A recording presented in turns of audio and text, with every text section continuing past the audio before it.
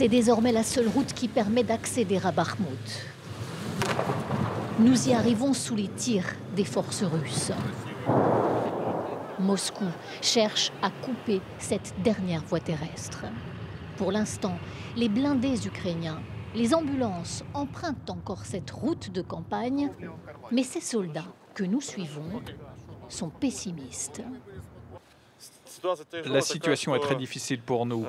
Les Russes sont en train d'encercler Bakhmout. Nous accédons à l'un des sous-sols, en ville, où se font les rotations de soldats entre les combats. Cet endroit doit évidemment rester secret. Des dizaines de lits superposés, des hommes qui se croisent. Sur les visages, l'épuisement, l'anxiété. Certains dorment, d'autres préparent leur sortie dans les rues pour aller au combat. Les Russes sont tellement nombreux. On dirait des fourmis qui avancent et nous poussent. C'est difficile de garder nos soldats vivants et de tenir psychologiquement. L'équipe médicale évacue chaque jour des blessés et des morts, 2 jeunes soldats qui ne donnent pas de chiffres sur les pertes humaines. Quand vous passez votre temps à évacuer des amis blessés, des hommes avec qui vous combattez depuis des mois, c'est vraiment très difficile moralement.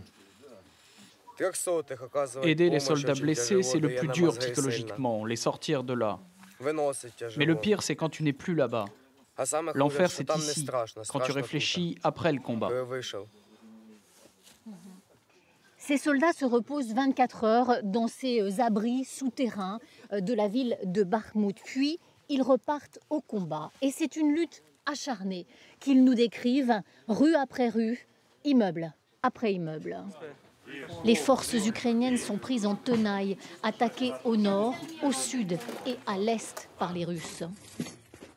Ce bataillon a filmé ces images récentes de combats de rue. Elles donnent une idée de ce qu'est l'enfer de Bakhmout. Nous quittons la ville.